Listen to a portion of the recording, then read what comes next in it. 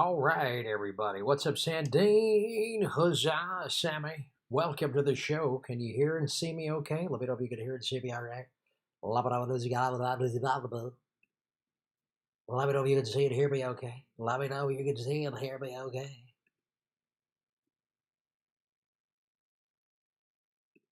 Let me know all the sound is good on the hammer. Oh, wait, I'll be right back. Hold on.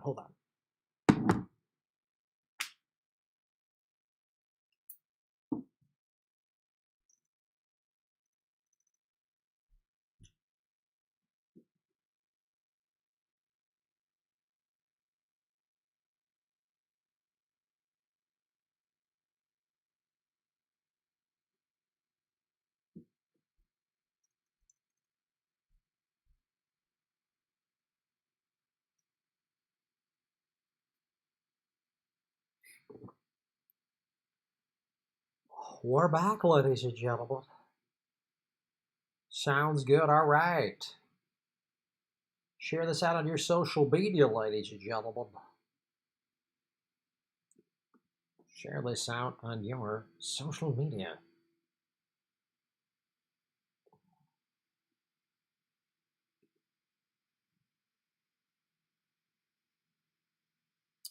We're gonna have the Convo couch on the show. We're just up in Portland. We're gonna hear what happened up there. It's opening day baseball. Cubbies are playing right now. Come on now. Little baseball, little round ball, everybody. Welcome to the baseball vigilante. Grab Elwood. All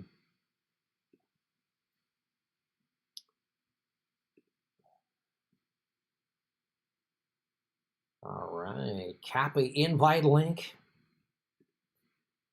Hit the like button, ladies and gentlemen. Share this out on your social media to get people to join us in this fantastic conversation.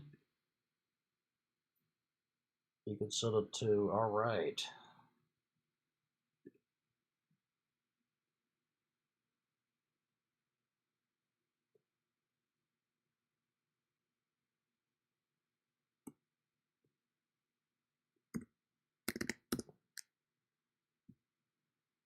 Boom, shallakalak. Welcome. It is Friday, July 24th, 2020. Approximately 4:40 p.m.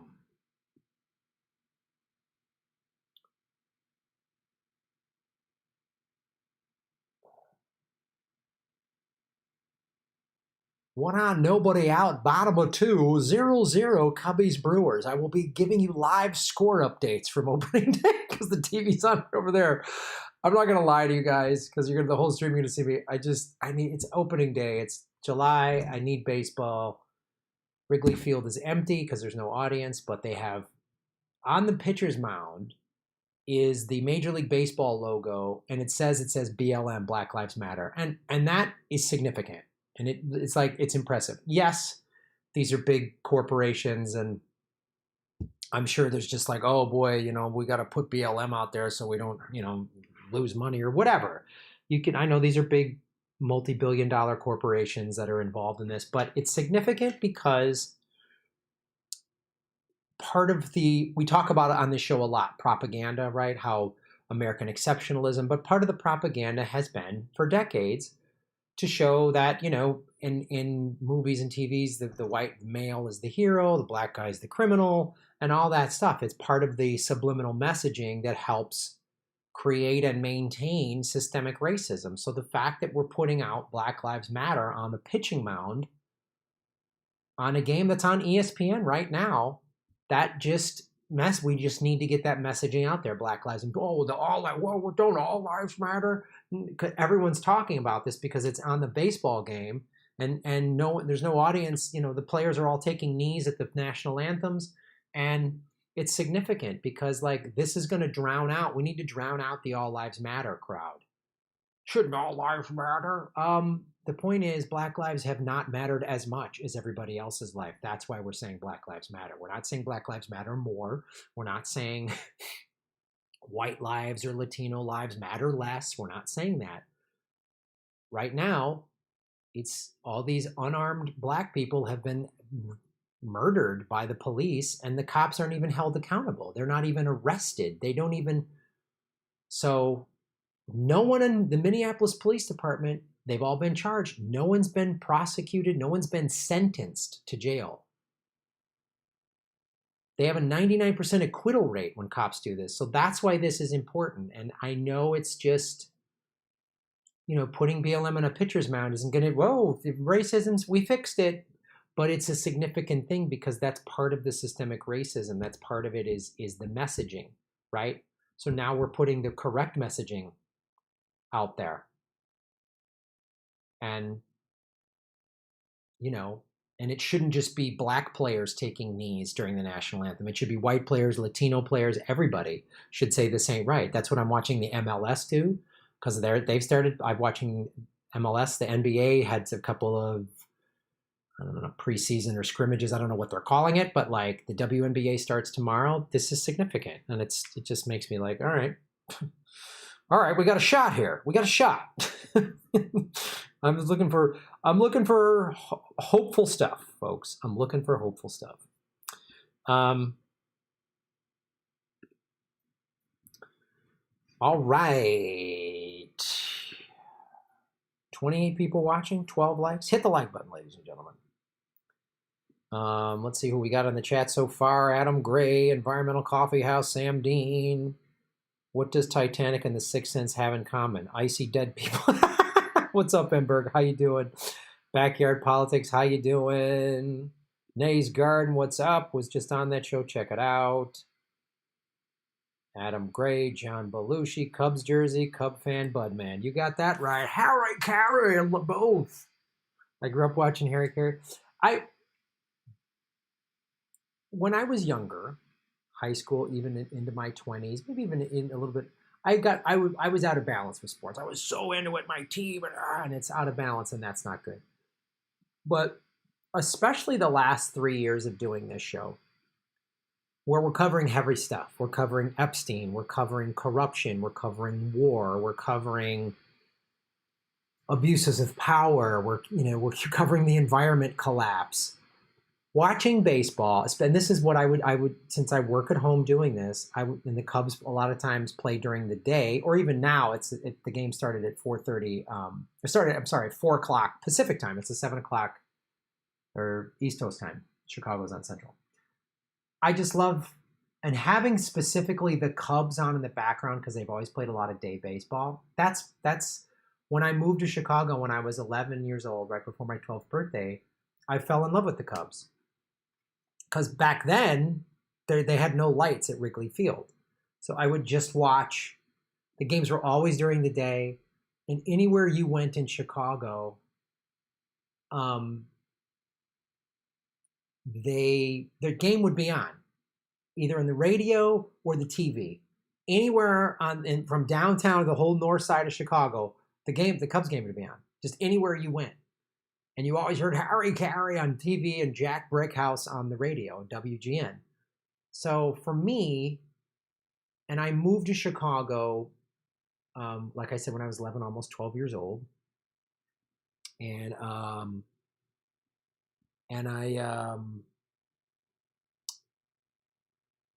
parents had gotten divorced, and it was a tough move. It was a really tough move. I was 11, 12. My dad moved out when I was 9, and we moved from Madison, Wisconsin, which was it's a white liberal college town. It's a beautiful city. University of Wisconsin-Madison is there. My dad was a professor there. We moved to Evanston, Illinois, which is a suburb of Chicago. And Evanston has been integrated for over 100 years. Evanston was created in 1883. And after after the Civil War, Southerners, freed slaves included, came to the North for industrial jobs. So I was then in this junior high that was 60% black, and it was a big culture shock. And I was thrown into this thing, and there was chaotic in my home. There was chaos. There was just a lot of shit to deal with, and then also just being 12, 13 years old is just uncomfortable, awkward years. But like the Cubs were always this constant, and Wrigley Field, day games. I lived in Wrigley when I was in my early 20s after I graduated college. And the Cubs are just this beautiful, constant thing. And they've had good teams for the last 5 years. They won the World Series in 2016. And so just having the Cubs on is just a great thing. And it just, it's just baseball. And look, I know there's big corporate sponsors and all that stuff, but it's just great. You know, it's great entertainment. It's great, and I love the intricacy of baseball. I love just the balls and strikes. I just love talking about that. So that's why I'm wearing a Cubs jersey, and that's why watching baseball, especially the Wrigley Field, is significant to me. 50 people watching.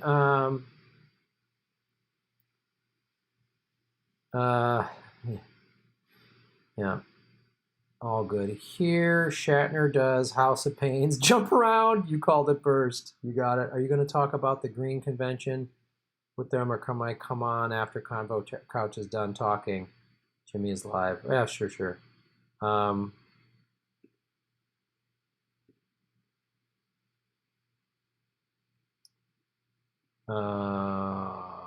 You grew up near Yankee Stadium. Awesome.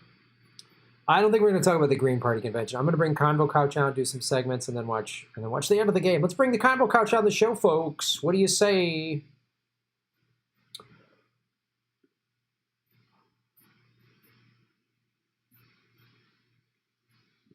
What do you say? Hello.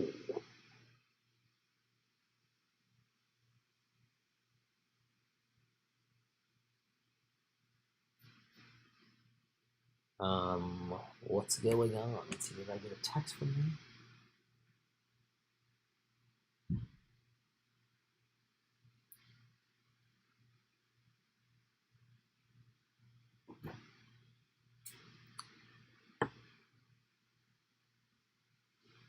What's up, Convo Couch? Are you there?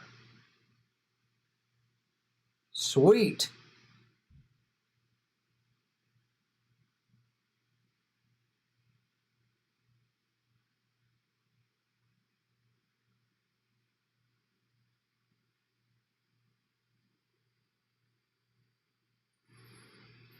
Folks, we're waiting for the Convo Couch to join us via Zoom. Hot link. Hit the like button, ladies and gentlemen.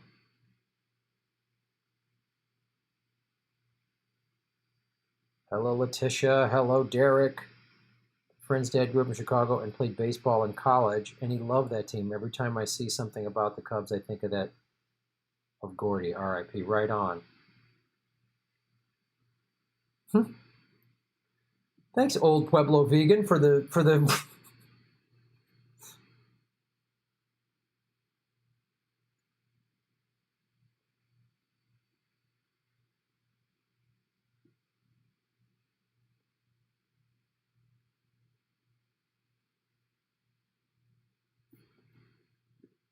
All right, there they are. There. Can you guys see and hear me? All right.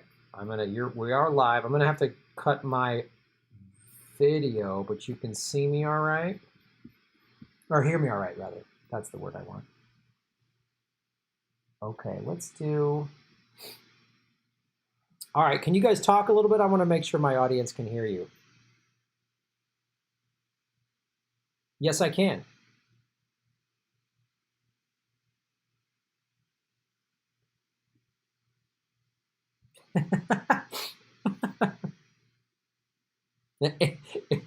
Ageism? All right, everybody listening in the live chat, let us know if you can see and hear, if the sound, everything is you can hear everything.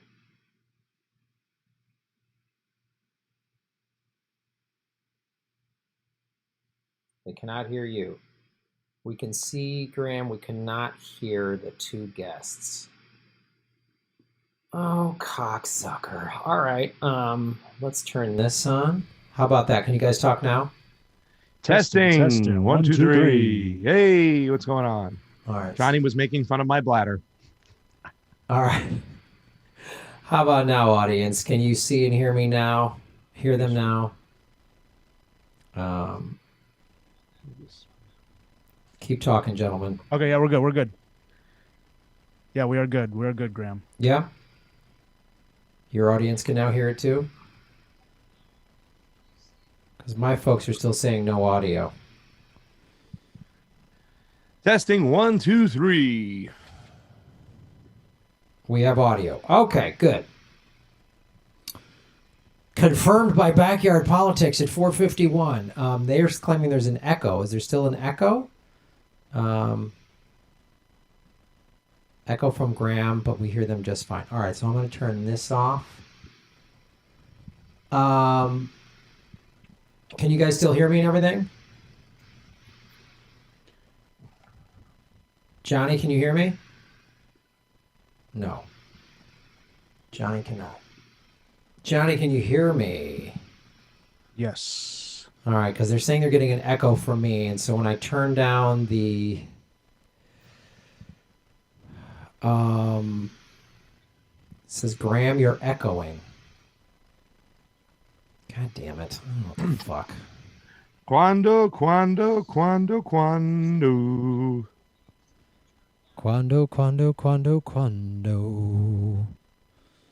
All right. Can you guys hear me? Yes, I can hear you. Yes. Why does this... Snowy Taco says that's better. Oh, yeah? Do you trust Snowy Taco? Sure. Let's see. Ozone. I don't know why this echo thing just started.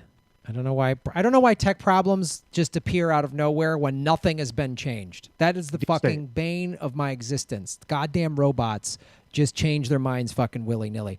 I have a drawer where my silverware goes into, right? It started to break and I could see it. The drawer's old, the thing's coming out of the nails. I get it. So the repair guy's got to build a new one. It's that simple. It's not like, oh, it works and then it doesn't. You can't figure it out with a regular thing. Fucking assholes. All right. So we don't know if this is... God damn it. My fear then is then I'm not going to get the... I'm not going to get this... It says echo is fixed, so...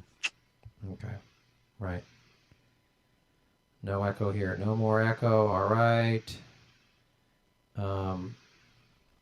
Technology is not built to break. Yes, it is. It's absolutely designed to break. What world are you living in? It's fucking planned obsolescence, so we have to keep buying a new version of it. The fuck you talking about? Hey, Graham, it's Oscar. Love YouTube channel. Thank you. All right, it's all good now. Let her rip. Hit the like button, ladies and gentlemen. Share this out on your social media.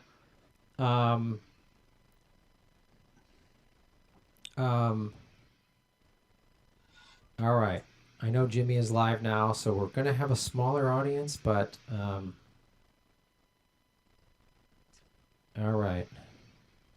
Echo is back. Oh, fuck off. Go fuck yourself. All right. Well, we're just going to... All right. I just fixed the echo, but I just wonder if it's being recorded in OBS. It is recording, but I've had it... whatever. All right. Let's get into it. Okay. Hello, everybody. My name is Graham Elwood, and you are watching The Political Vigilante. I'm joined by my very special guests from the Convo couch, Johnny and Pasta, who were just up in Portland along with Fiorella. Gentlemen, how you doing today? Great. Happy to be alive. My lungs are working fine. Weren't working good the next day. They were sore the next day. I'll tell you that much from all that tear gas. Okay, so let's get into exactly what days you were there, what you saw happen, and because it seems like this has been going on almost every day for a week or more in Portland. So, yeah. And you guys saw, I saw some of your footage, and there was tear gas, and obviously there's federal agents who are breaking the Constitution there. So tell us everything that you guys witnessed firsthand. Yeah, let me set it up. So basically, we arrived in Portland on Sunday night after coming from a Nancy Pelosi protest that was hosted by the Movement for a People's Party with Shahid, and that we live streamed that. That was awesome. That was outside of her house, correct? Yeah, it turned out it wasn't her house, which is interesting. But anyways, we got there Sunday night, and we went directly to the downtown where everything was happening in Portland. And we arrived there. The first thing I noticed when we arrived was that these protesters had helmets on, they had masks on. A lot of people had the double like gas mask, like legit gas mask on, painter's mask.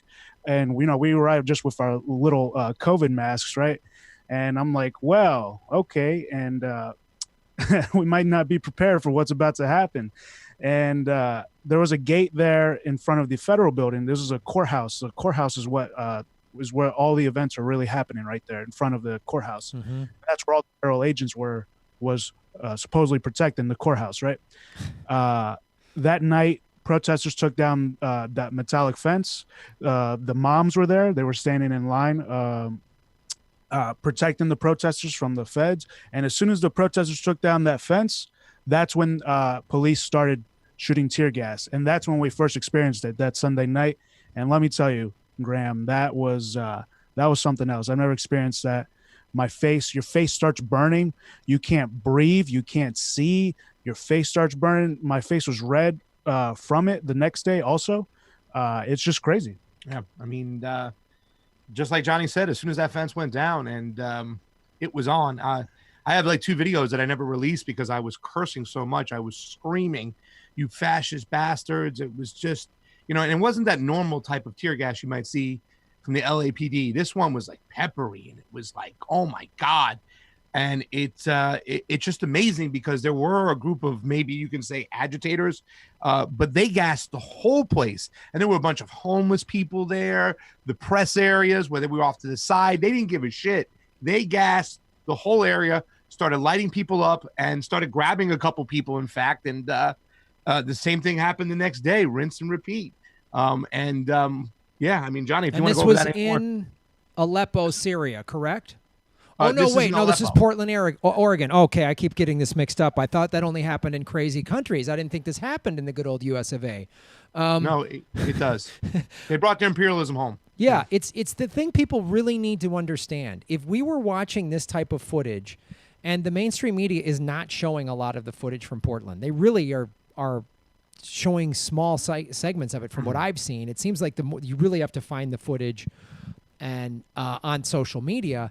If we were watching this footage of Caracas, of Buenos Aires, or somewhere like, or Tiananmen Square, we would be like, oh my God, that's what authoritarian, crazy governments look like. That's what they do to their people. And we are shooting tear gas at moms. I mean, it's just insane. So what did you just see the Portland police, or did you see the combination of the police and these unmarked federal Department of Homeland Security agents, or what did you see? It was all those feds in the camo. It has the word police on there, but they're not part of the Portland police. But that's who it was that night. And then the next night, Monday night, it was another authority. We believe it was U.S. Marshals. At first, I thought it was Portland police, but it wasn't. But it looks like it's looking more like it's federal marshals. Yeah. It was definitely, and the second night was really scary. I mean, we were, Johnny, the reason why I wanted to make sure that he was on today, he held his camera, for like 6 hours doing this whole thing and following the protest from beginning to end. But we knew from the night before that the party, when I mean the party, the tear gas and the rubber bullets, that doesn't really get started till after midnight and stuff. But it was just a little bit after midnight. We had been standing up. We were in one area. We were kind of off to the side. I said, I'm going to go to the van because the Bernie van was there helping us out. They were actually showing our live feed, which is about 20 feet away from the federal building. So as Johnny is marching around the whole situation, when they were marching earlier, people were watching the live feed from the Bernie van. We were using it as a media van, plain and simple.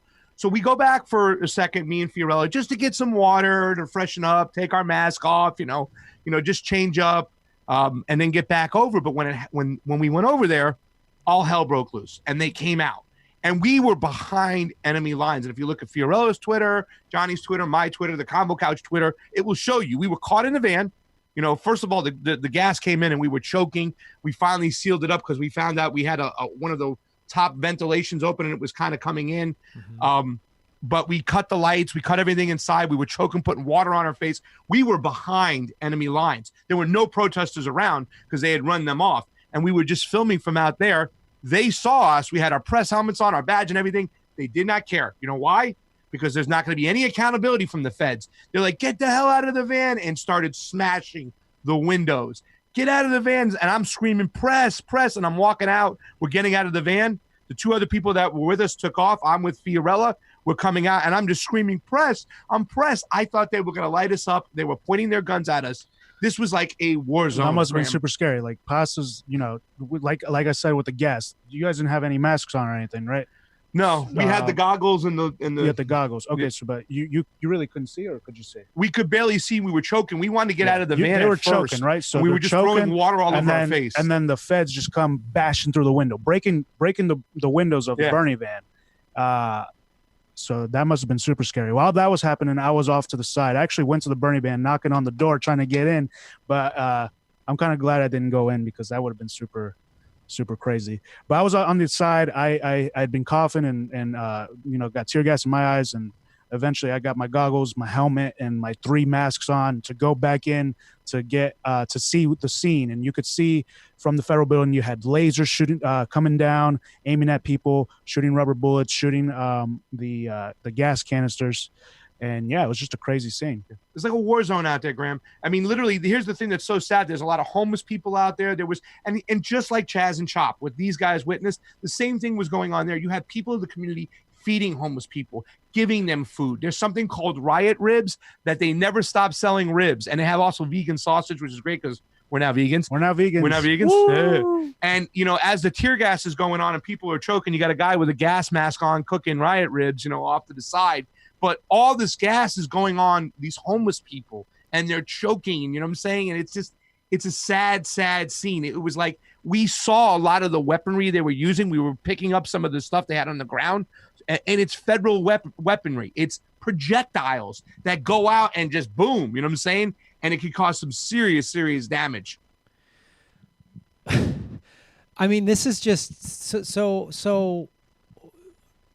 I mean, this is against the Constitution. However, thank you to Obama for signing the NDAA in December of 2011.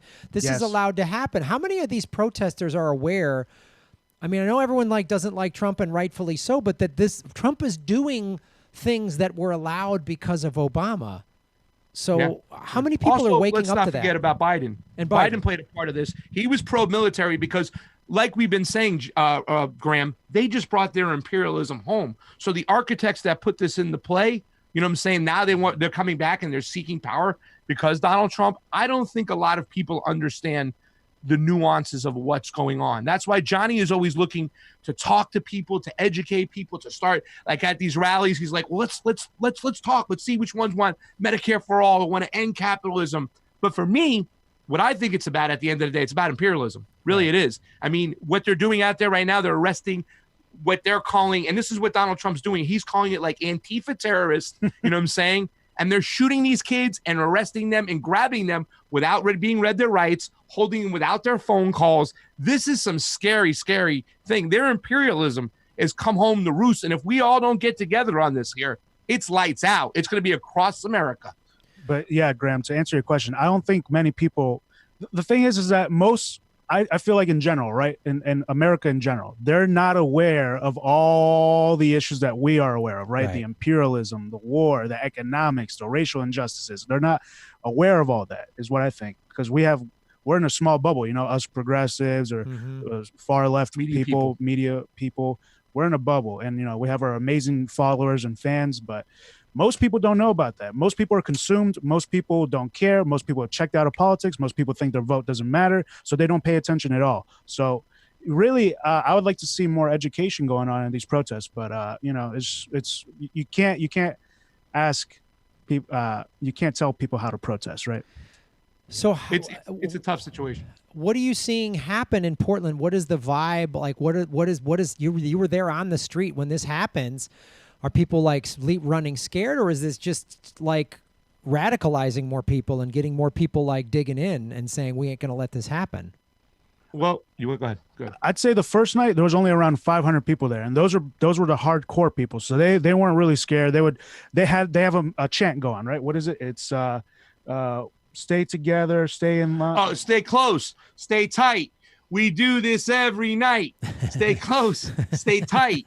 We do this every night. Telling people don't run, don't get crazy, stay close, don't split up, because that's what the feds are trying to do, just like the cops. Split you up into groups. You know, they do this in like a coordinated efforts. They come out, they hit you with the tear gas, they hit you with the rubber bullets, they eventually retreat, and then your protest is now half the people. Exactly. Come out, do it again, and it's a quarter of the people there. Come out the third time, split you up, arrest you, take you in, do what they got to do. Mm-hmm. So that's why they're saying stay close, stay tight. They do this every night. Now, I want to point this out because, you know, people out there, whether they agree with the Black Lives Matter movement or the organization or whatever the case may be, I want to point out that they've been the most peaceful protesters of all. You know what I'm saying? Mm-hmm. They're not the ones who have instigated. If there's anybody instigating, that might be the people that stay out late after or long after, because it's not a monolithic group like we talk about. Mm-hmm. But the Black Lives Matter movement have been as peaceful as can be. The organizers have been as peaceful as can be. In fact, when we were here in LA, we saw Black Lives Matter organizers telling people not to loot, not even if it's a Walgreens, not even if it's a Target, they're saying stop. And just like in Portland, they're peaceful. But you got this other faction of like poor people, homeless people who are not going anywhere, and the feds have inflamed them. So they're ready to antagonize and get in their face and yell and scream until these people go home. And yes, so yeah, the first night 500 people, like, yeah, they were pretty on point. Like they've been there like every night. The next night when there was around 2,000 people, that's when you started seeing, when the feds first came out around 12:30, they came out of that the building, that dark building, right? There was 3 buildings down from the courthouse, and they came out of that and then just started marching towards the courthouse because it looks like they were out of the courthouse. Yeah. And that's when people started running. So many people running, thousands of people running, and then that's when a lot of the protesters went away. You know, went home. It was a hardcore people that stayed behind, and I don't blame them, Graham. It was scary. Like, it was just like, I remember just going, we were running up the block, like this is at 2:30, 3 o'clock now, and we're there, and you know, they're pulling barricades in and setting up with the umbrellas and throwing tear gas. It was like a freaking war zone. It's like Fallujah down there. Right. You know what I'm saying? It's like, what are the feds there for in the first place? To stop graffiti? I know. To stop graffiti? I mean, come on. They don't need to be there. So, I mean, it's the thing that's going great in Portland, what Portland is doing early in the protest, early in the night, 8 o'clock, 9 o'clock, 10 o'clock, before it gets crazy and serious. They're bringing the community out there in different groups. The moms holding arms, the dads the next day. The third day, they were bringing the chefs out there. So in the community saying, hey, the people of Portland don't want you here. Go home.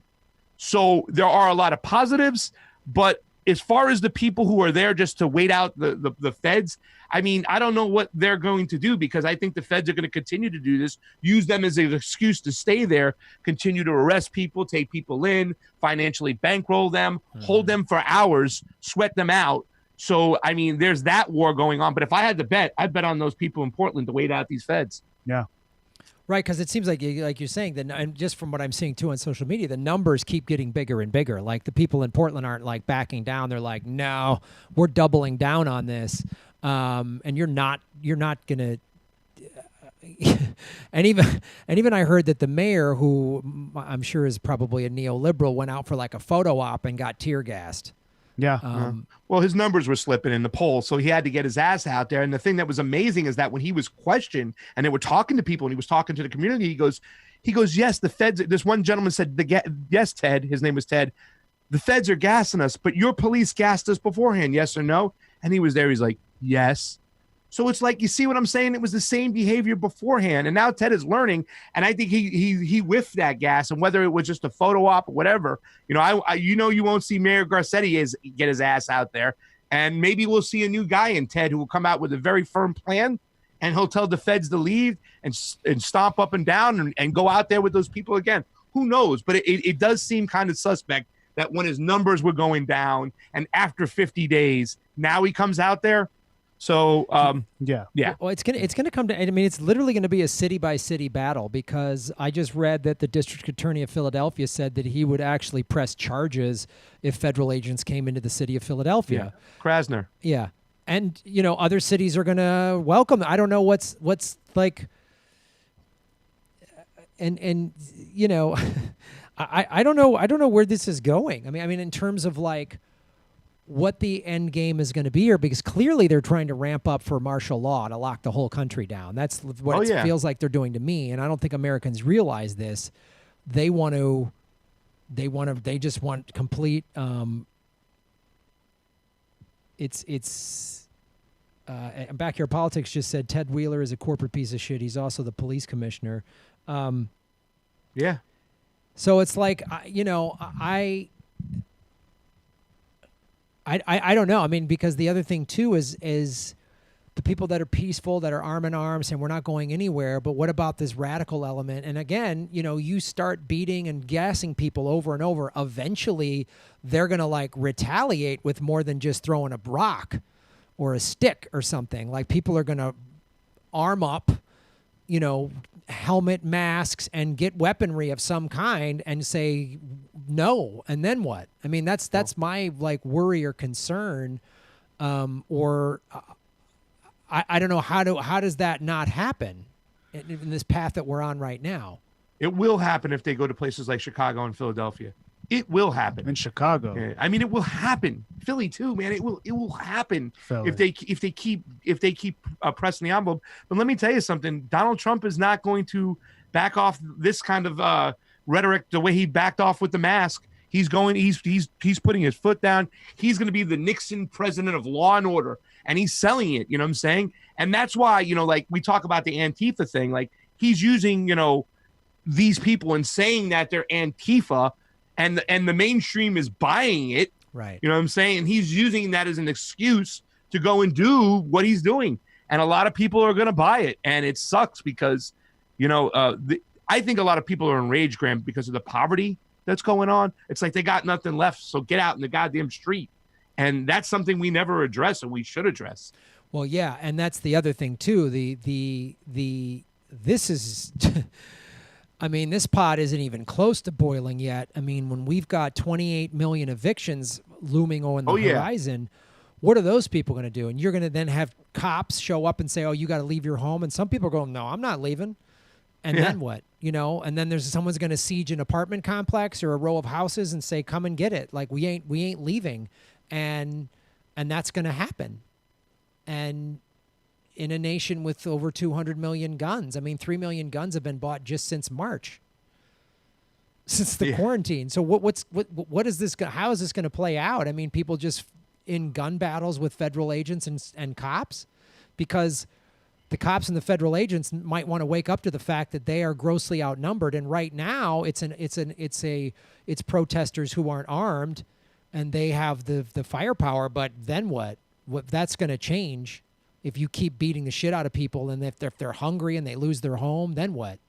Well, you're going to see some of those MAGA gun-carrying people who praise him no matter what, joining the sides of the federales. It will be an all-out civil war the way things are looking at over here. That's why, when John talks about the education and talking, we got to get people understanding the nuances and open up these things about what's going on. We need to get some of those people over there to get over here with us to understand that they're getting screwed at the end of the day. You know what I'm saying? That's the most amazing thing, that half the people are standing behind Trump, and these federal guards and these federal troops are being manipulated by his same government. You know what I'm saying? That they're getting screwed. But yet they're so consumed and they're not educated and knowing what's going on, that they're actually standing with this type of behavior, this imperialistic behavior. And guess what? They're going to come for their ass too, and they don't even realize it. Well, that's the thing that's so scary. They just think like if a Democratic president was if Hillary Clinton was doing this exact same behavior, they might wake up to it, and maybe the left would be asleep or something. I don't know, but that's the problem with this dumb two-party system, is people don't realize the whole government, which is both parties, is clamping down on us. We have a fascist government, not just Trump and the Republicans. I mean, the Democratic Party just voted against reducing the defense budget by 10%. Like overwhelmingly, the democratically controlled Congress crushed that amendment to cut the budget by 10%. So it's really it's amazing to me that people don't realize this, and this not to minimize the systemic racism in this country, and there's black men being lynched, there's white nationalists, but this is class warfare more than anything else. I mean, and capitalism and class warfare, fosters racism and fuels it, because people are the ruling class has done an effective job of dividing people, to realize, to think, the blacks or the Mexicans took my job. No, a billionaire did. A billionaire took your job. And these cops and federal agents that you hold so dear, they're going to come for you, because guess what? Those 28 million evictions that are coming, they're going to hit red state voters. They're going to hit Trump supporters, and they're going to lose their home. And those people are going to be like, well, my president's got my back, and the federal cops are going to go, shut up, get out of your house. And then what? And then maybe then they'll wake up to the fact that we have an authoritarian fascist. America is authoritarian and fascist, and it was created this way, large in part by Bush and Obama and now Trump. I mean, yes. Hey, we learned the hard way through Obama, so I guess they got to learn too. Remember, we were all pro Obama. Yeah, we supported. He just Jesus, Graham, he took away your house. Mm-hmm. You know what I'm saying? And like, it's the same thing. It's like one hand is washing the other.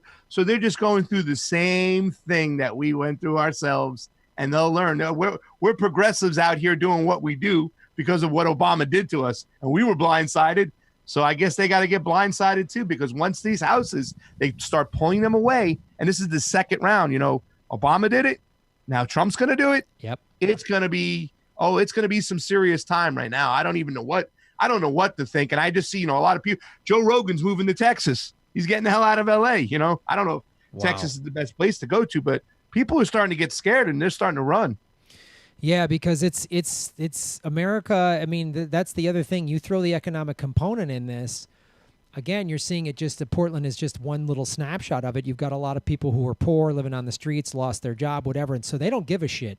And when you increase the number of people that don't give a shit, when you've got not some fringe element, but you've got 50 million people that have lost everything, you've got all these people who've had their homes taken, because not only are people going to lose their homes, these small business owners are going to get shut down. Yeah. All this stuff is going to happen, and people are going to just have had enough. In America, I mean, these riots and protests right now are going to look like a goddamn Disney parade compared to what could happen.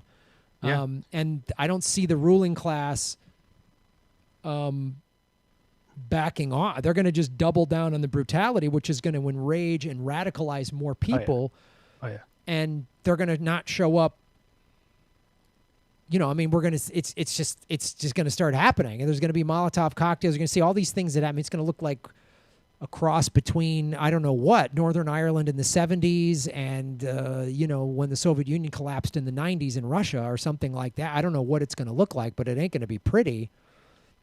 Yeah. It's either the ruling class knows that this is happening, right, and they're aware of it and they designed it this way, or they're so fucking greedy and stupid that they're just doing this, right? So I don't know what it is. What do you think about that? I think it's probably a little bit of both. I think they are engineering it because their whole thing has to keep us divided, right? Their whole thing has to keep us divided and conquer the minute. And look, that first week of the George Floyd protest, the end of May, I think they got scared because it was like, whoa, it wasn't just, some black people and a handful of white. It was everybody got into the streets that week, and all 50 states and 18 countries, and people were saying they're not going away, and these protests are not going away, and it's uniting people. That's why the corporate media keeps saying race problems and race relations, because they need to say, they use these very choice words to make it seem like it's white versus black. They got to push that narrative.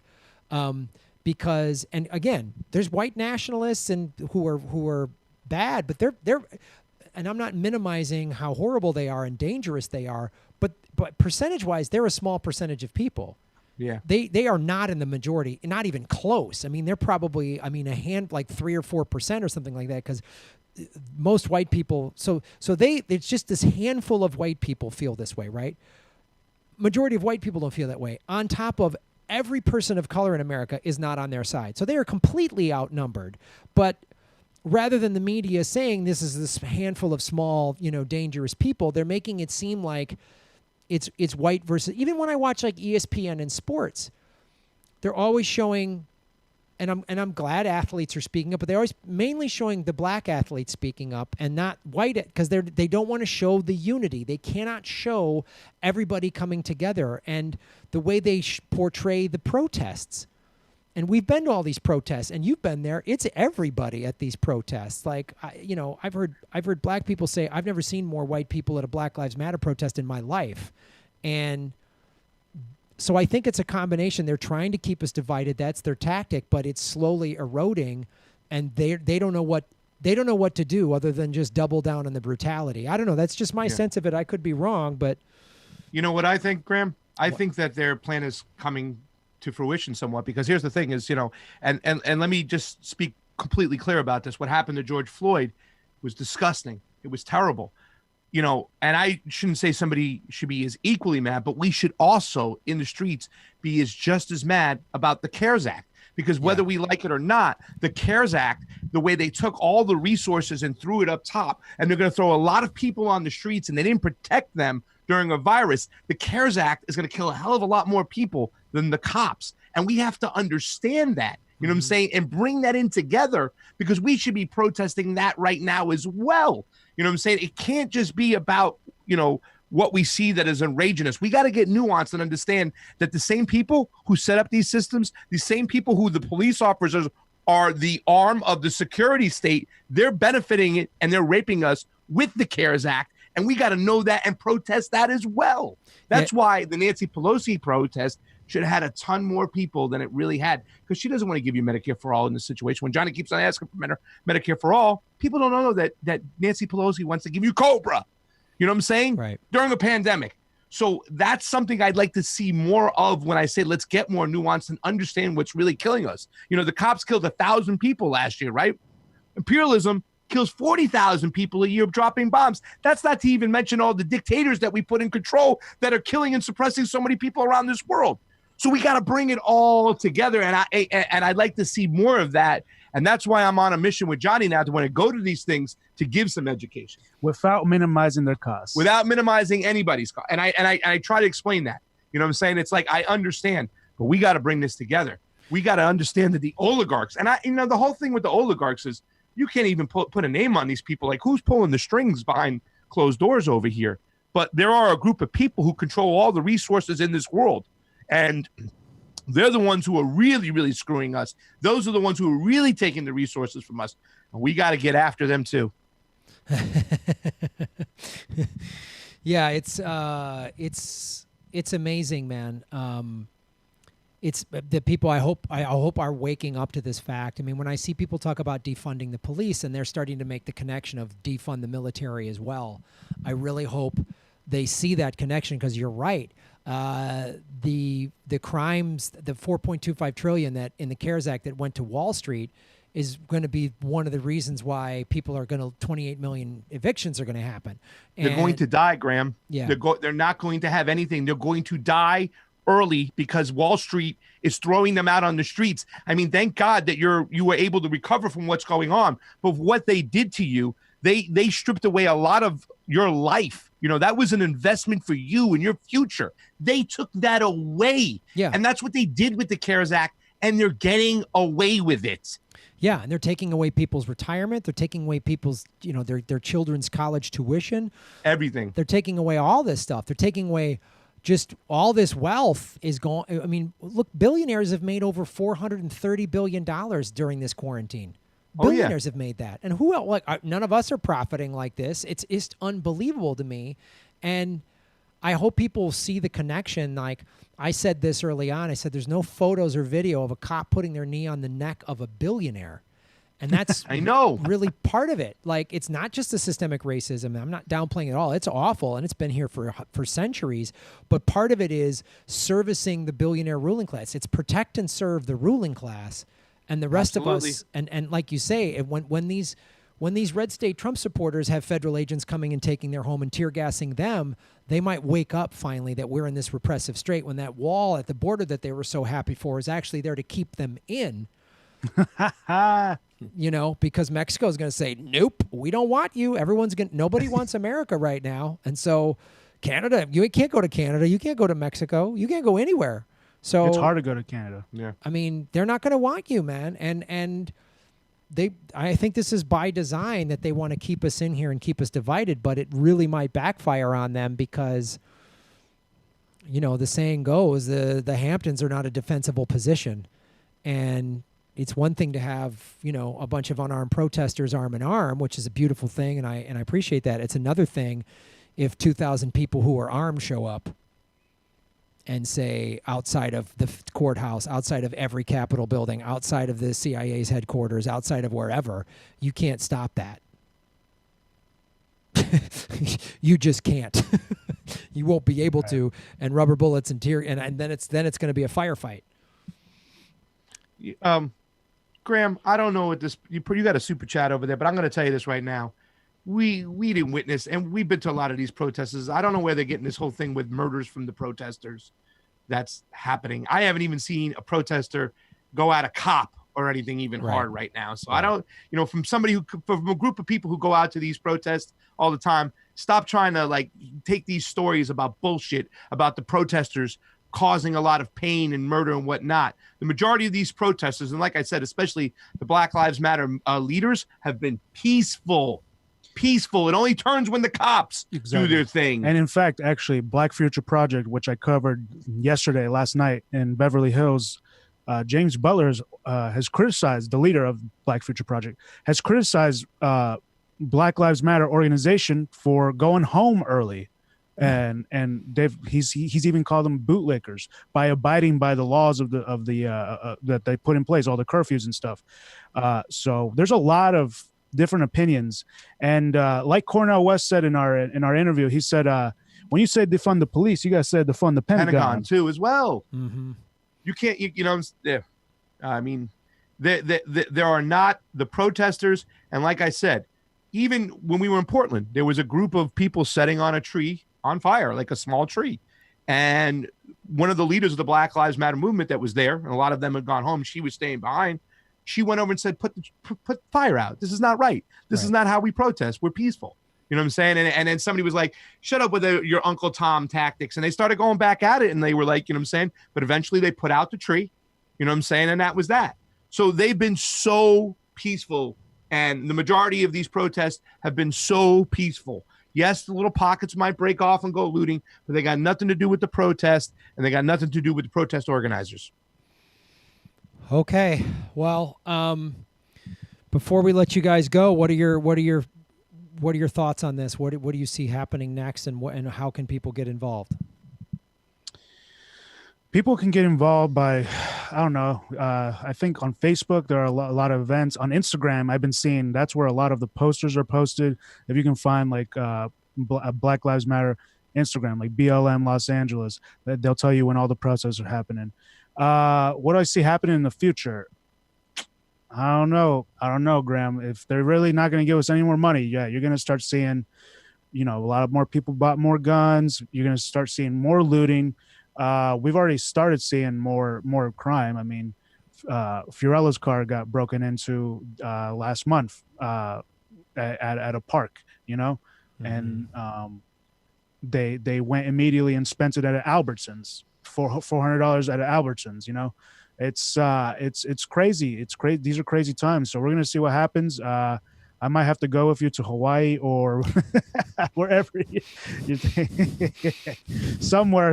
We gotta go. We gotta find an island or something. We can go to the Lost Island. Yeah, it's interesting. I'm seeing, and people are getting creative too. That's the one thing. True. Talk about the Instagram. Like I saw.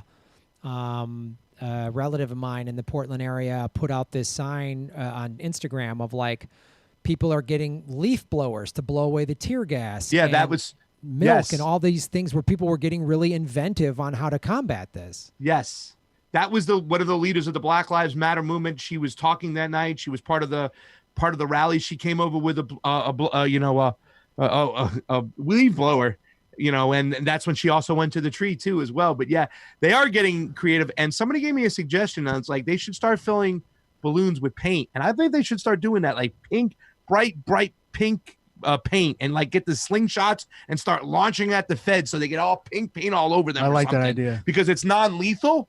You know what I'm saying? But it lethal. still sends a message, and people will see what's going on. It will have a big impact. And it'll paint their masks. Yeah, maybe they have to go inside and start changing it up and stuff. So, But also, Graham, while we're on it, I see you got your Cubs shirt on there. And, whenever you're on my show, I always kind of bust your chops that you wear a T-shirt. And you notice that today I'm wearing a T-shirt, my first time on your show.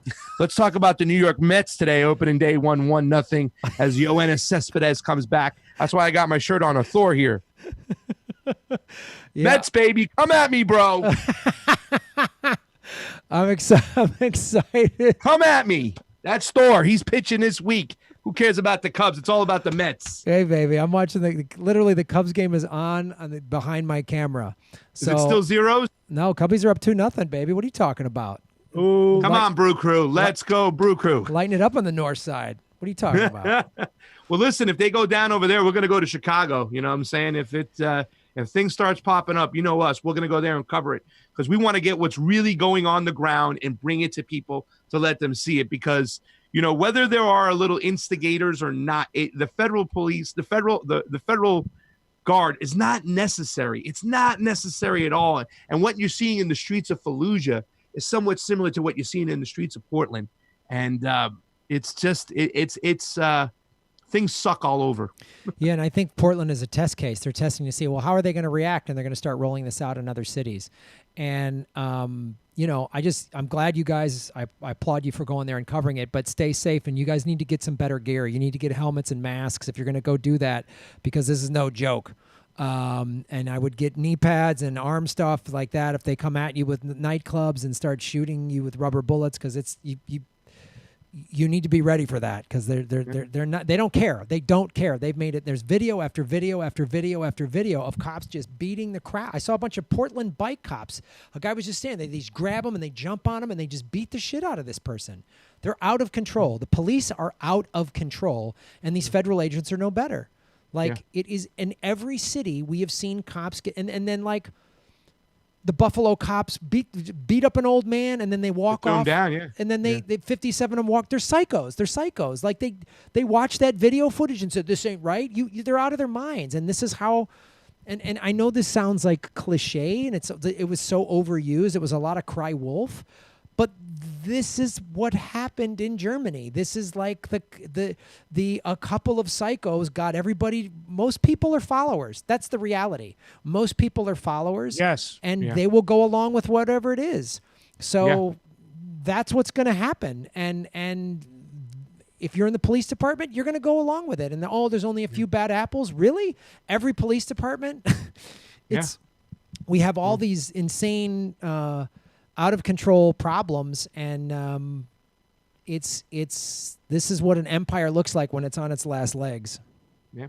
Let's also not forget that in Germany, the Treaty of Versailles was signed, and people were very poor and desperate. Yes. And right now in America, people are very poor and desperate, so they can get away. These are the things. The same, the same things happen over and over again. And right now, that would happen in Germany, like you said, it's happening over here. It's almost like the same scenario, and it's scary. Well, stay safe. Where can people follow your show online and watch the videos from Portland and all the other work you guys have done? Again, a fantastic interview with Cornel West from like about 2 weeks ago or whatever. Tell people where they can follow you. Yeah, well, we got Margaret Kimberly coming on this Tuesday from the Black Agenda Report at 2 p.m. Pacific time. I'm really looking forward to that interview. She's part of the Green Party, but she is an anti-imperialist, racial justice fighter, social justice fighter. She's amazing, Margaret Kimberly. And we're reaching out to other people in the movement too as well to get them on. But they can always follow us on the Convo Couch at YouTube, the Convo Couch on Rockfin, which we love our Rockfin, right, Graham? Yes. And of course, we have a Patreon. If you want to help us out to get those gas masks, go to our Patreon.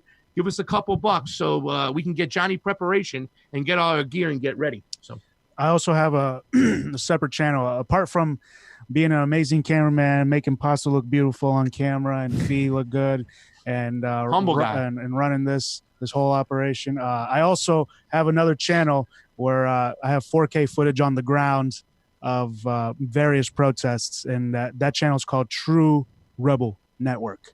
So you can find that on YouTube. Nice. It's like the Rupley. It's like, you know how Rupley is to RT? Yes. We use a lot of True Rebel Network footage for the Convo couch. He did the El Monte protest after those cops beat the crap out of those people in El Monte. That was before George Floyd, too. That was right before George Floyd. And they just beat mistaken identity? Yeah, it was mistaken identity. And they beat the shit out of them. They beat the shit out of like cops. This little girl and this Terrible. This other Spanish dude who had tattoos. So, it's just mistaken identity. If you're brown and you have tattoos, or black and you have tattoos, you're a suspect. Yeah. Wow. Well, all right, guys. Thanks for doing that work. Everybody check that out. The Convo Couch. And Johnny, what's your channel again? The what? True Rebel Network. True Rebel Network at the Convo Couch. True Rebel Network. All right, boys. And we're herbivores now, baby. I know I'd get you vegan. I know I'd get you vegan. Listen, I will break my veganism to eat the elites. That's no doubt there. That's the only time it's okay to break your veganism is to eat the rich. That's it. In public. So they can see it. All right, Johnny and Pasta, thank you so much. Tell Fee I said thank you for the work she's done. I know you all had a lot of traveling. Get the good gear and stay safe. Oh, yes. And Graham, like you said, go over to our Twitter, on Fee's Twitter, and the Convo Couch Twitter. We have a lot of that Portland stuff up. At Yo Pasta, my Twitter, Johnny's Twitter. We have a lot of those little clips of those footage up when the feds, we were behind enemy lines. You can see a lot of that stuff. And, of course, on our YouTube, Johnny walked around with a camera for almost 6 hours. Man, did he man up. Whew. Wow. I've always been a man, Pasta. Outstanding. But yeah, on Twitter, there's a small clip. So those are cool. Yeah. All right. Well, check it out. Love you, Graham. Thank you, guys. Thank you so much. Let's go, Mets. Yeah, go Cubbies. Come on now. This is it. Cubbies 2020. Gotcha. Go Cubs. See you there, Johnny. All right, boys. We'll see you. Thank you. Well, folks, that was the Convo Couch. That was the Convo Couch. Oh. So check out their footage. You'll see it on the street. You're going to see they're on the street. You're going to get footage that the corporate media is not going to show you. So that's why I want to have them on the show. I want to try to get as many people, and we're going to have Backyard Politics is going to be on the show, and she's going to be live streaming next week up in Portland. We're working out the details on that. So that's what we need, citizen journalists, because of course the mainstream media is just like a handful of agitators, and thank goodness these federal troops are, it's just bullshit what they're saying. So, all right, let's hit the like button, share this out, ladies and gentlemen. And here's a super chat. Great way to support the show is to hit the dollar icon at the bottom there. So, Backyard Politics, Shaping Knuckles for Justice. This afternoon, riot groups called for help from protesters via Twitter because feds were surrounding them. Keep up the good work. Wow. That's why it's important.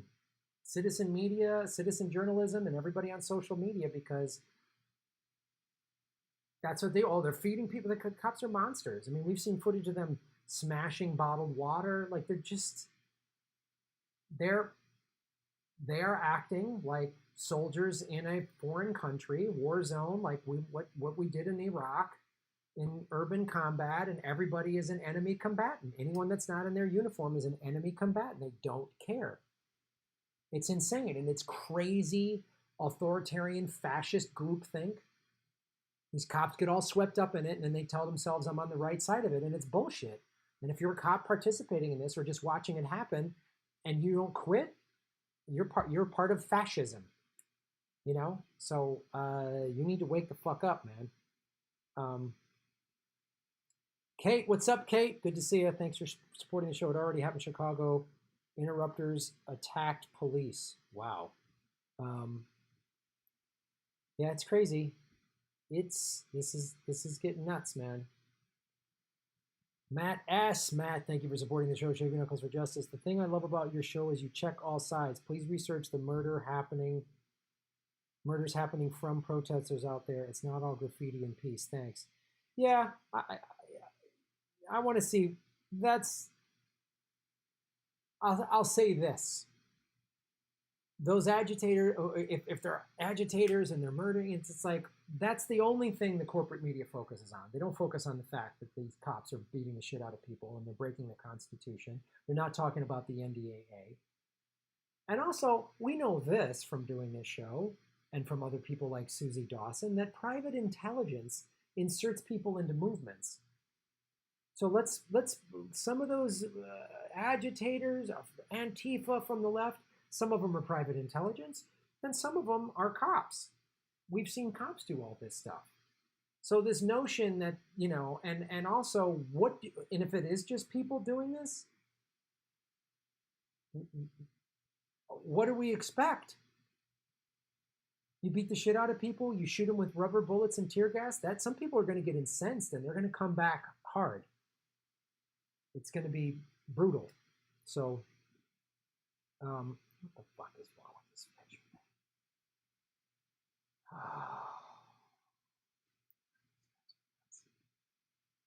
This drives me nuts.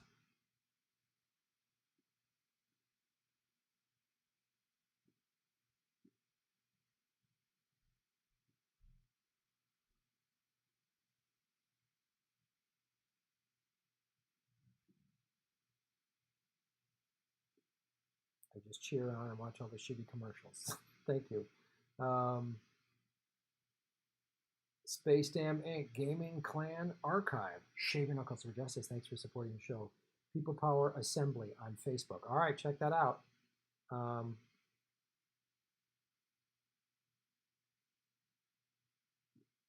Graham, check out the song Chubby Cubby on YouTube. All right, I'll check that out. Robot Bag of Dick Strikes Again. You got that right.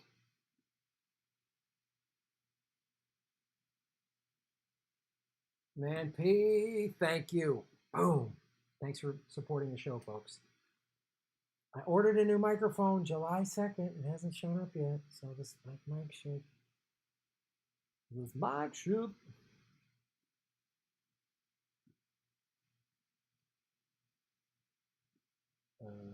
Blue Leaks already showed us that the agitators were right-wingers posing as Antifa. Of course, that's part of it too. I don't trust this. Oh, the left is out of control. Really? Oh, it's right-wingers. We've seen white nationalists do that at Black Lives Matter protests to push that, oh, blacks are violent and out of control narrative. So we're going to look at it, the truth. Let's look at the real truth. Let's look at what it is, not the narrative, the truth. Truth hurts, but silence is deadly. Whose name is on the back of your Cubs jersey? Inquiring minds. No, there's no name. It's just a blank one. Just a blank, generic Cubby jersey.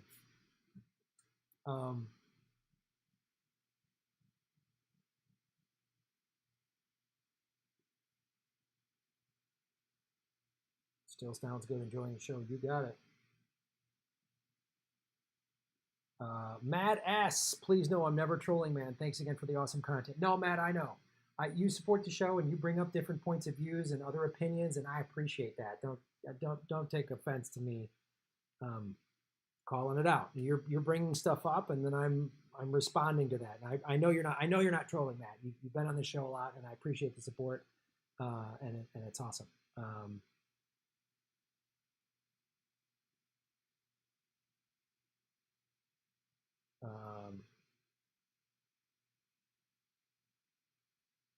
Your volume dropped about 60% when took off Convo. How about that? Is that better? Ember 33, shave your knuckles for justice. Dario Hunter is also not responding to me about you having him on. So do you want me on today or next week? I'm now for abolishing political parties. Let's talk next week. Let's see what shakes out with that, Mark. But thank you for supporting the show and doing that work. Can't wait for Whitney Webb to come on. She's my hero and real, yeah. This show gives me hope. Thank you, Jillian. We're trying.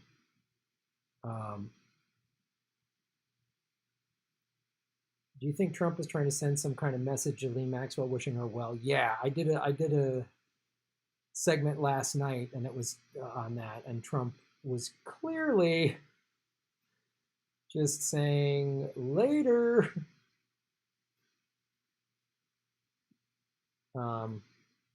Clearly. But I got a segment for you tonight, folks. Hit the like button. Like, share, subscribe.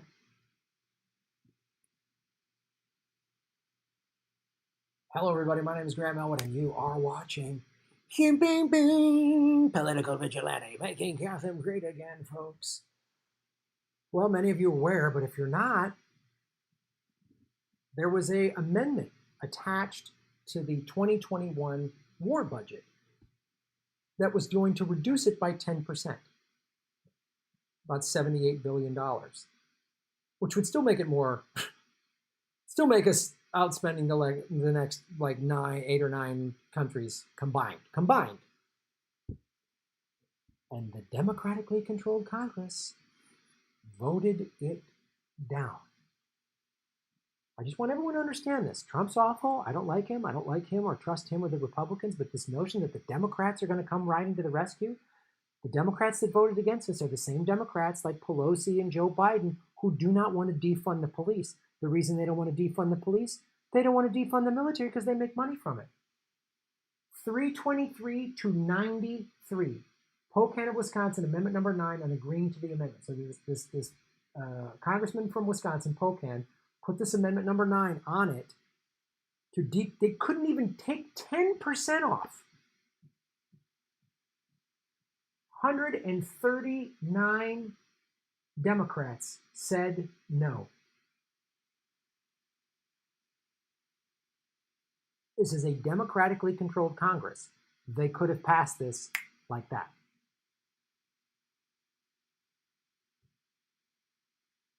They could have passed this.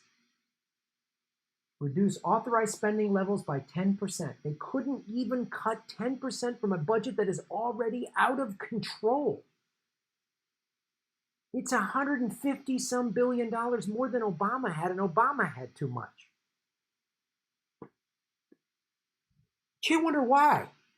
Oh, to protect our freedoms and everything else? Oh, this is uncomfortable. Dems voting against Pentagon cuts got 3.4 times more money from the defense industry. The Polkan amendment, rejected by defense-backed Democrats and all Republicans, would have cut next year's military budget by 10%. And if there's any red state, any Republicans watching, Republicans don't want you to have free health care. We could. Let's go back. All Republicans voted against this. Gee, what if we cut the budget by just 10% and we gave that 78 to small business owners who've lost their money because of COVID?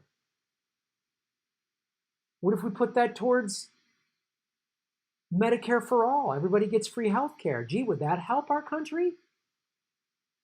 Especially in the middle of this pandemic?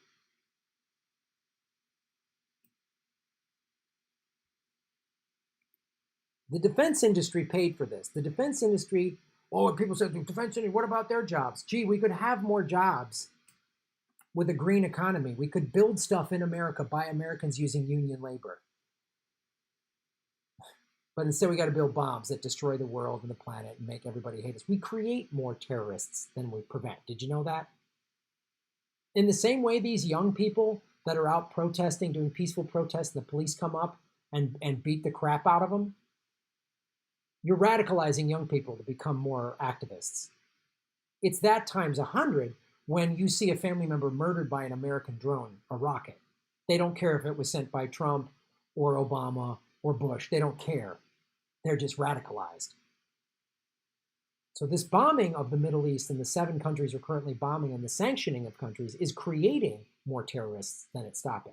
If we were spending this money building schools and hospitals and stuff like that, what if we spent this money fixing our own country first? What if we put American back to work fixing our infrastructure? We shut down the entire economy. We're facing record unemployment. Each week we break a new unemployment filing record. But we got money for war. And both parties get money from the military-industrial complex. We could end homelessness. Now, we need more war. We could have free college for every American child.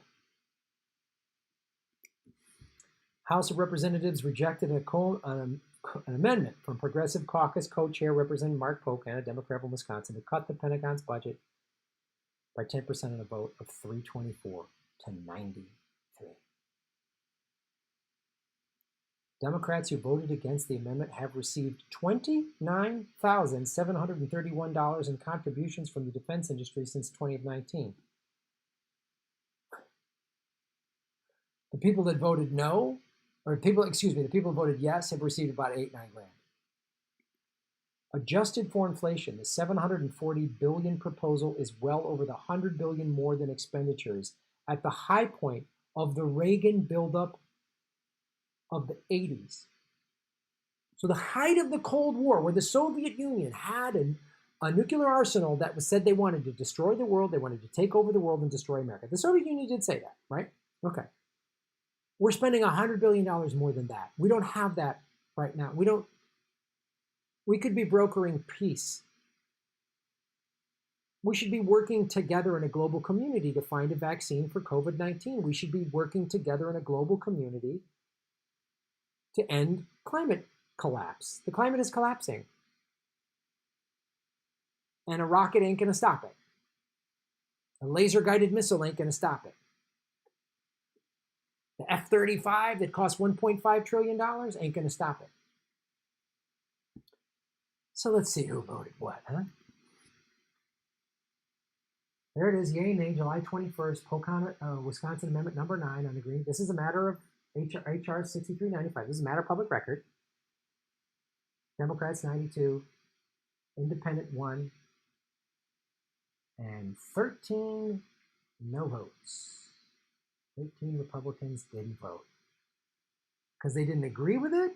They agreed with it, but they were too much. They were punks.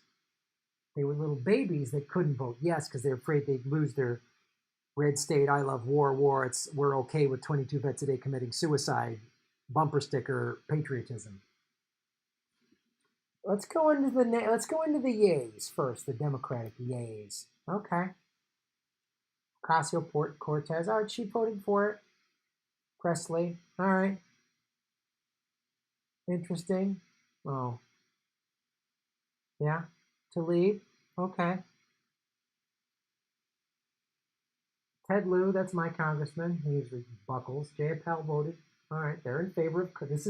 These are the people who voted in favor of cutting the defense budget by 10%. Gabbard, right there.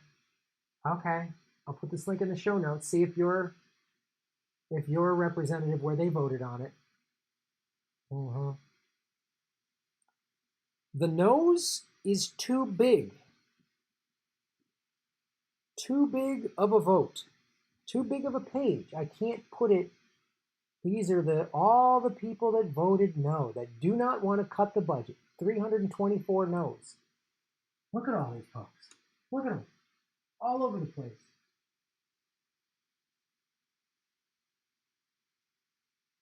A little more Democrat than Republican. Jeez, look at that list. Just keeps going. These people love war, and they profit from war, and they're paid from the defense industry. 13 people didn't vote because they were afraid to take a stand against war. 10%. We're not even talking about cutting it in half. We're not. 10%. We couldn't get 10% off this budget. And Obama's budget was like $600 billion, and it was out of control.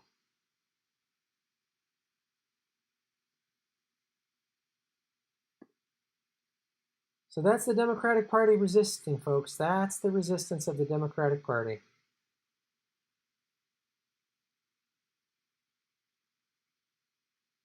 That's the Democratic Party. That's how they resist. That's what they do. That's how it works. It's insane. And we're told we need this. We're told we need this. It's like Eisenhower. When Eisenhower said that speech about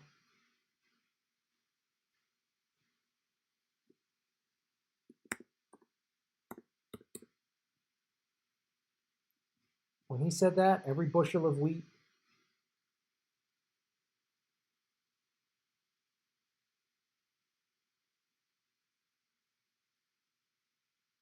Let me see if I can find that.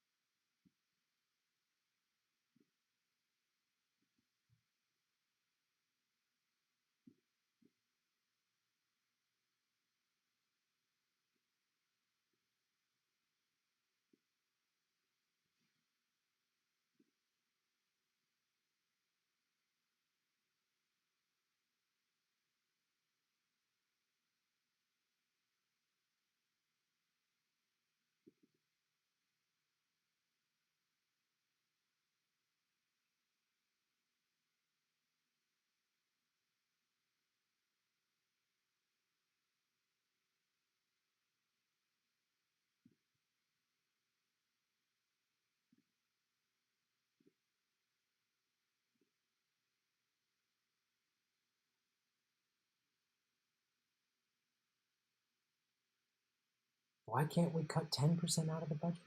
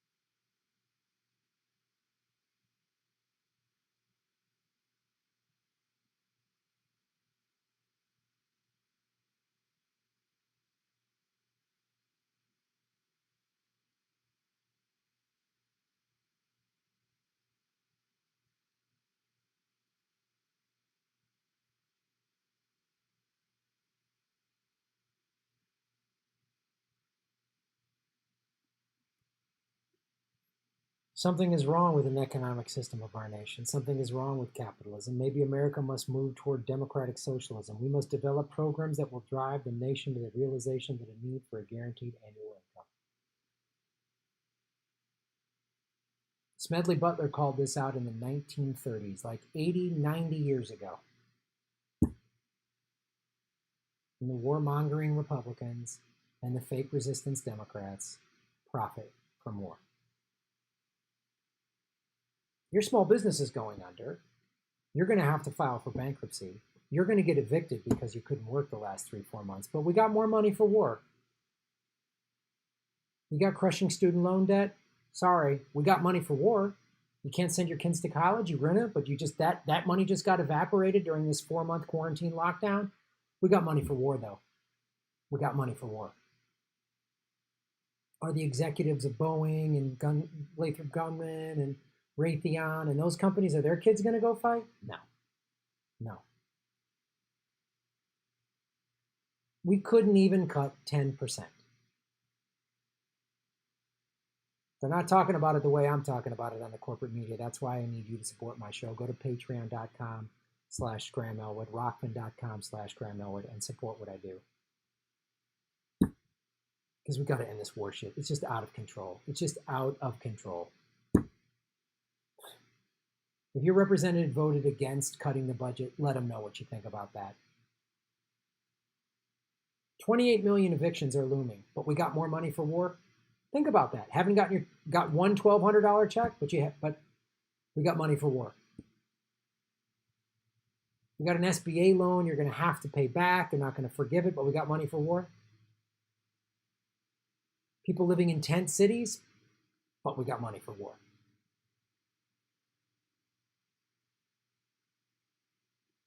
Thanks for watching the show.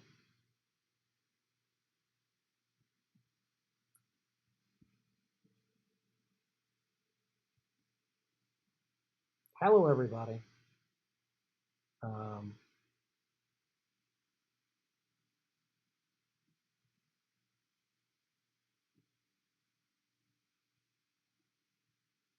Nothing fancy. Boom. Shave your knuckles for justice. Hey, Graham. Nice Cubs jersey. FY Britland. Kaiser 70s movie Scorpio. Twilight's Last Gleaming. Burt Lancaster's 70s movie Scorpio. Twilight's Last Gleaming. Go Tell the Spartans. And Executive Action. We love and support all of you from the spark of the revolution, Twin Cities, Minnesota. Right on. Right on, Twin Cities. Right on. Right on, Twin Cities. City I hope to go back to and perform at.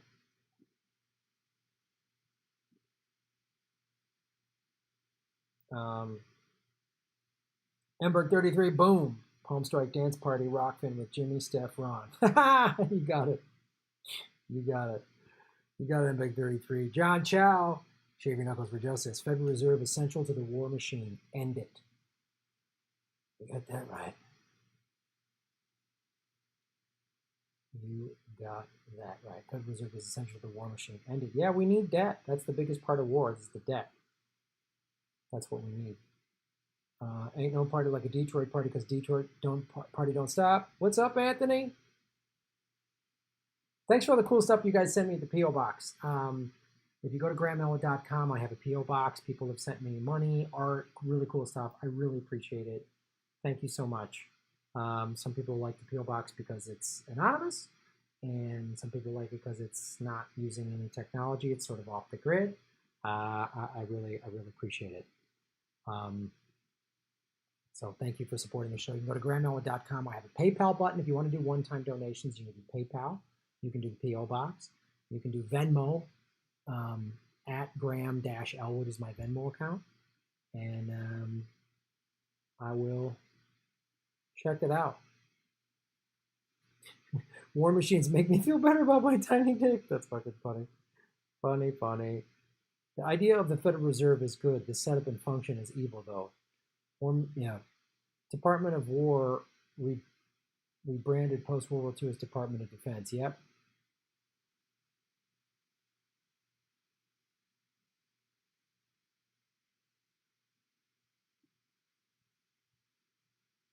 The Senate wants to sneak in the Trust Act, which will cut Social Security in the next relief bill in the middle of the pandemic. Oh, yeah. It's crazy. I talk about this book a lot, but read Senator Mike Gravel's book, The Failure of Representative Government and the Solution. It's a really excellent book, and it talks about how we can get control, how they should just set up online voting, which, it's hackable. Bullshit. We submit our taxes online. There's $1 trillion a day or more, probably, of banking transactions that are all hacked.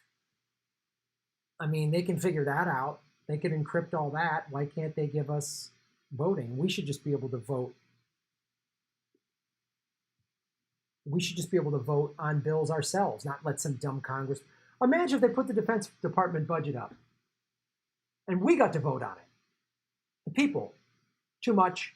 10% cut's not enough. Here's the proposed budget. $350 billion. We'll still outspend China and Russia.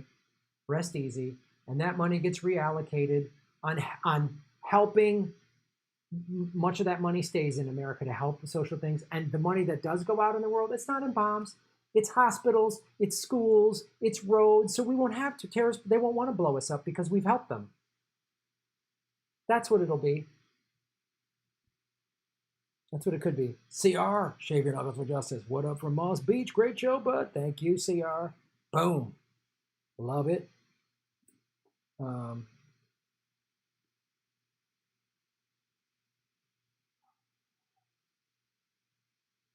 Yeah.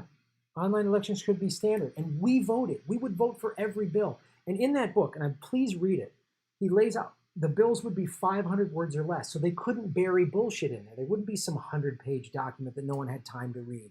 500 words or less, plain English, not legalese. This is what the bill is. It's going to pay for this. It's going to pay for that. It's going to do this. This is what it's going to do. And then we all vote for it. We could do, this could be our government. This should be our government. You want money in politics? Nope, get it out. You want recreational marijuana? Yep, it's legal. Less money for war, more money for schools? Yep. High-speed rail? Done. Like,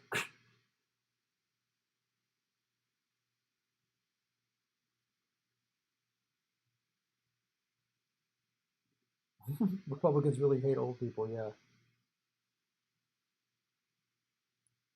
Malcolm X was a hero, not a divider. Respect that man. We need him more than ever. That is absolutely correct.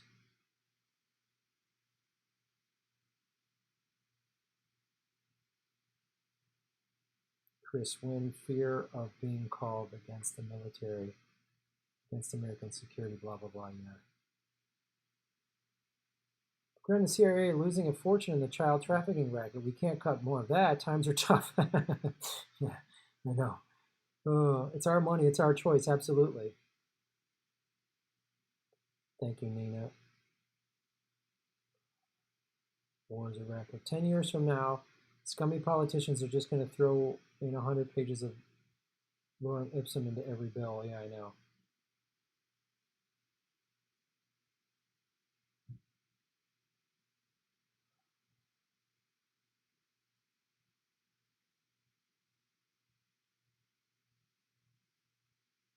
Cubs, Bill Buckner, Von DeJesus, Dave Kingman, Bruce Sutter, Rick Russell. Didn't win much, but a blast to watch. Oh, yeah, I watched all those teams. Yeah, man. Ryan Sandberg? Come on. He was, Ryan Sandberg was great, man. Rhino? Come on now. People's Party protest tomorrow, right on.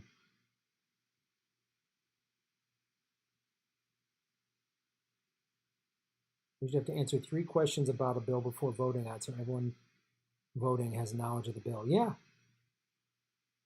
Yeah.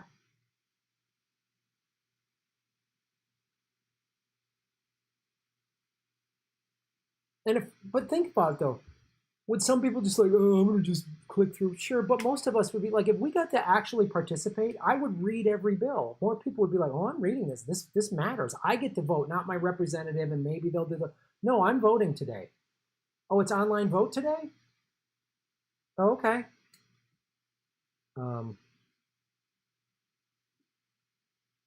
U.S. being raped for short-term profits by the 0.01%. You got that right. Matt asks, what's up? Shave Your Knuckles for Justice, Matt. Would you consider interviewing people on your show with alternate viewpoints? You strike me as being good at debate. Thanks, dude. Yeah, it depends on what it is. If it's just some crazy shit, I'm not going to listen to wingnuts. I'm not going to listen to somebody deny the climate or whatever. Tell me the earth is flat or the Holocaust never happened. I'm not talking to those wingnuts. If they have a decent proposal that maybe is different than mine on how to fix some stuff, I'm into it. But if it's just some like, I'm not interested in some sort of yelly argument like the corporate media does. I'll have a discussion, even a debate with somebody that's intelligent and reasonable. I'll do that.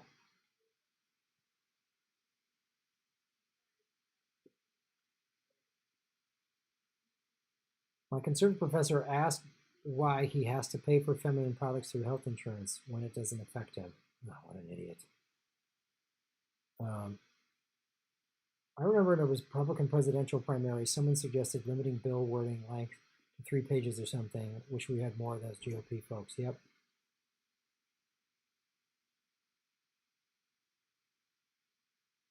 Yeah, Sandberg was 83. He was on the 84 team. He was a Hall of Fame second baseman. Yep.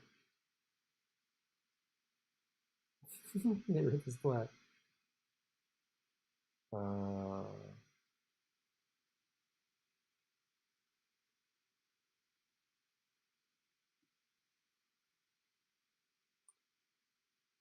167 viewers. A little low viewers because I know we're live during Jimmy's show.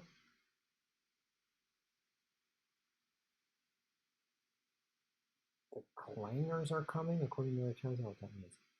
They should also make bills about one issue and only amendments directly related to the issue can be on the bill. Yeah.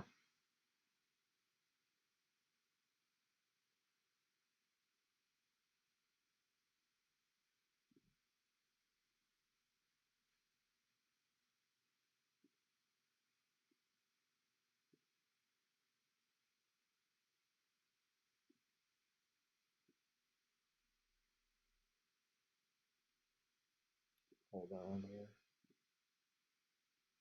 All right, all right.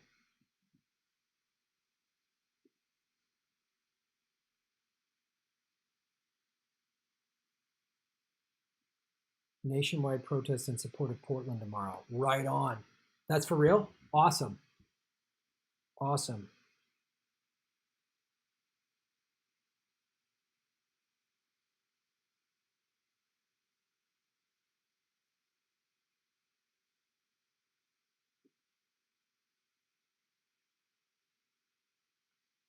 If you were to pick the forever king of the U.S. between Gaddafi, Trump, Biden, Rand Paul, who'd you pick? I guess I'd have to go Rand Paul. The other three guys are psycho rapists and murderers. All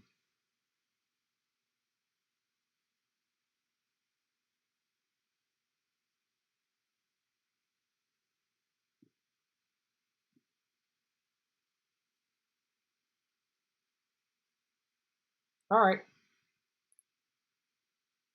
All right, folks. I've been talking for a little over an hour and a half.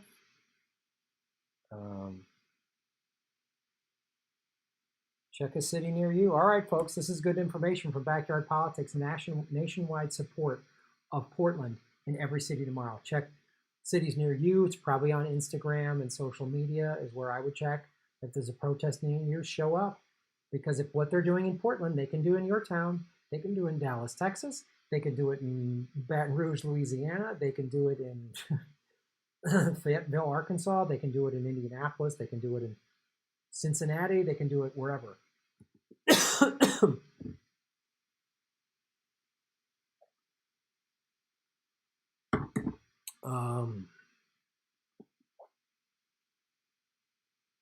A day of action in solidarity with Portland. Right on. Thanks for telling us that, Backyard. Check out Nikki's show.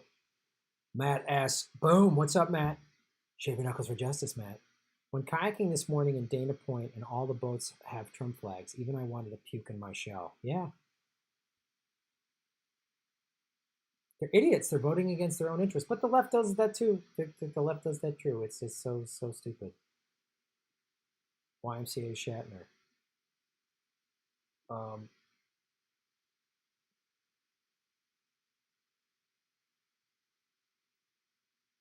Yeah, Backyard Politics and Graham, you both rock 75,000 new Gestapo hired by Trump. Oh, God. Man.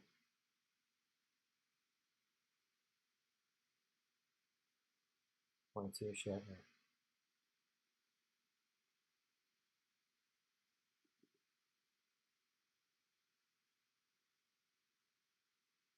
YMCA Shatner, please. I will, but I think somebody suggested something else early in the chat. I forget. Somebody said it early.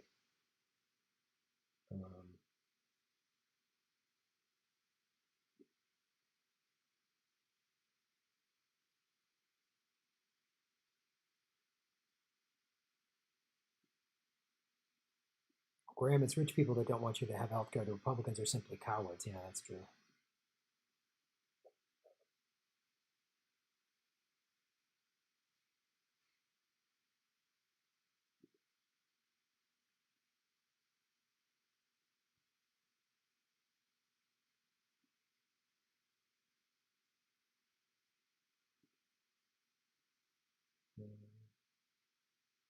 Thank you, Maggie Craggy.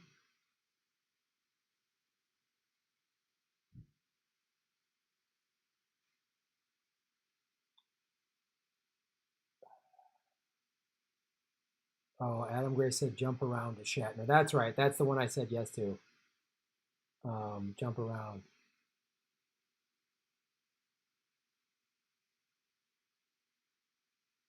I do look like I belong in that jersey. Cabby Blue, Cabby Baseball. Love you, Graham. Thanks for the earlier stream tonight. Yeah. Now I'm gonna sing "Jump Around" as Shatner. I've sang a bunch of Granny Petrels lately.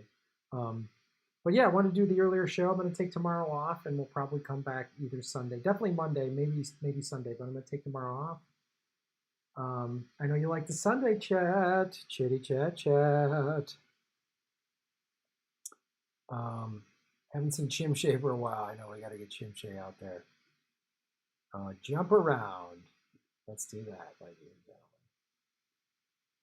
and gentlemen. Let's do that.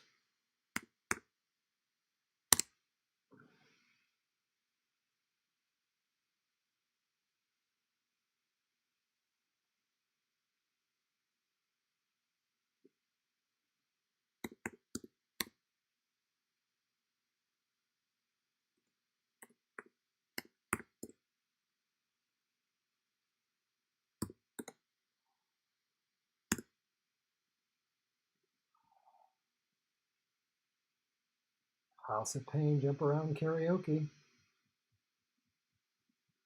I have all the karaoke's, and I'm going to put them on Patreon and Rockfin. I just haven't gotten around to it yet. I'm a little behind, but I will soon. Hold on.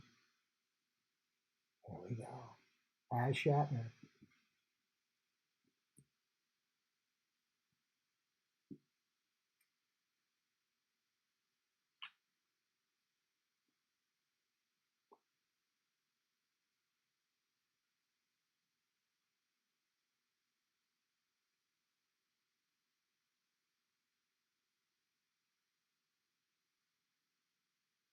Pack it up, pack it in. Let me begin. I came to win. Battle me. That's a sin. I won't ever slack up. Punk, you better back up and try and play the role in the whole crew. You act up, get up, stand up. Come on, throw your hands up. If you got the feeling, jump across the ceiling. Mugs, lips of funk flow. Amps the trunk, and I got more rhymes, and there's cops at Dunkin' Donuts. Showing up, I got props from the kids on the hill, plus my mom and my pops. I came to get down. So get off your seat and jump around. Everybody jump.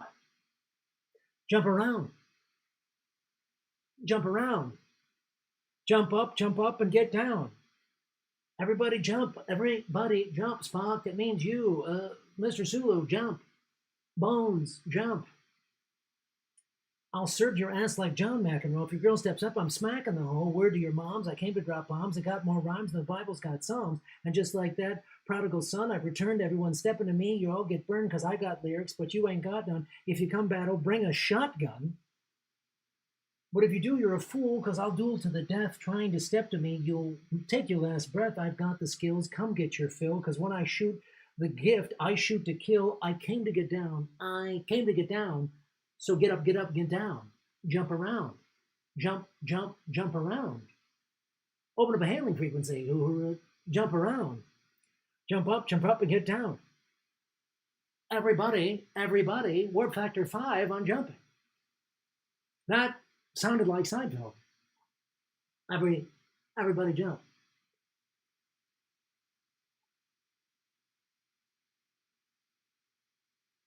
On the cream of the crop, I rise to the top. I never eat a pig because a pig is a cop. I better yet a Terminator like Arnold Schwarzenegger. Try to play me out as if my name was Sega, but I ain't gonna out like no punk bitch, because get used to the style, and yo, I might switch it up and around, then buck you down, put your head up, and then you'll wake up in the dawn of the dead. I'm coming to get you, spitting out lyrics. Homie, I'll wet you. I came to get down.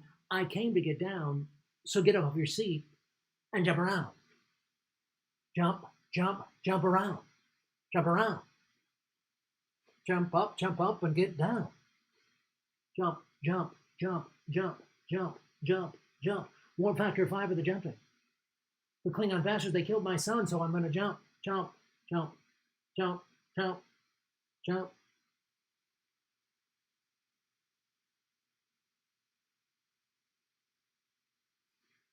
Yo, this is dedicated to Joe.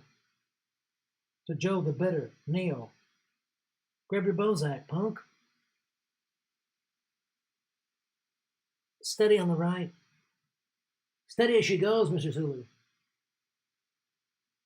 Jump around, Warpacker. Live long and prosper, but jump around. Boy, rap lyrics are hard to do, man. They're fast. I give mad props to rappers. They really, that's a lot of business they gotta jump through.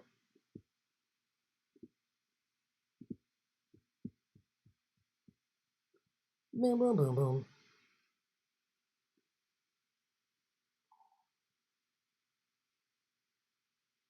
Best ever, right on. It always makes it work no matter how adverse the conditions, I try. America's Got Talents. Oh, we're on the Enterprise. Try this here, phaser on for size. We're on the Enterprise. Try this phaser on for size. Oh, thank you. I'm glad that it made people happy.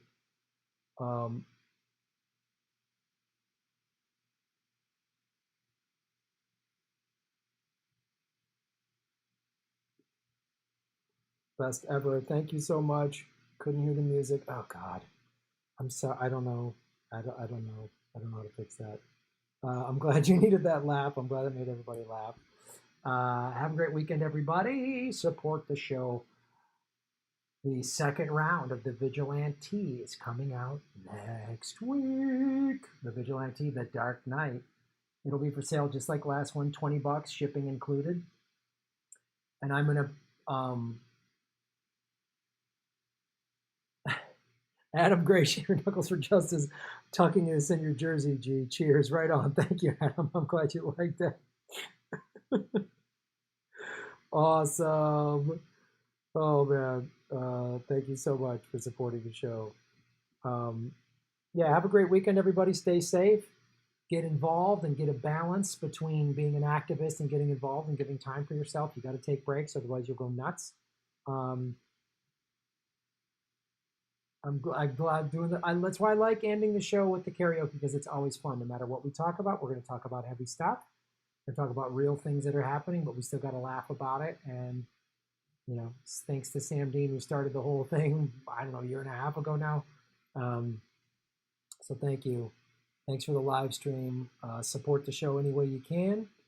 And remember, shave your knuckles for justice. Grabs your favorite cracker right off. My favorite cracker as well. And support indie media, you know, support Backyard Politics, support Convo Couch, support all the shows. You know, Jimmy's is great. Support indie media any way that you can. Patreon, Rockfin, go to my website, the P.O. Box, all that stuff. There's all great ways to support the show. I have a Bitcoin wallet. It's in the show notes of all my videos on YouTube if you want to do that. So whatever. And then, of course, Rockfin, blockchain cryptocurrency platform. I love me some Rockfin. Thank you so much for watching the show and joining me on Chicago Cubs opening day. Cubbies 2, Milwaukee 0, bottom of 8, 1 out, nobody on. Chris Bryant at the plate. Curveball, excuse me, right down the pipe, strike one. All right, I got to go. You guys are fantastic. Have a great weekend. We'll talk soon. Remember, you're making Gotham great again. You're all political vigilantes. Shave your knuckles for justice and jump around. Jump around.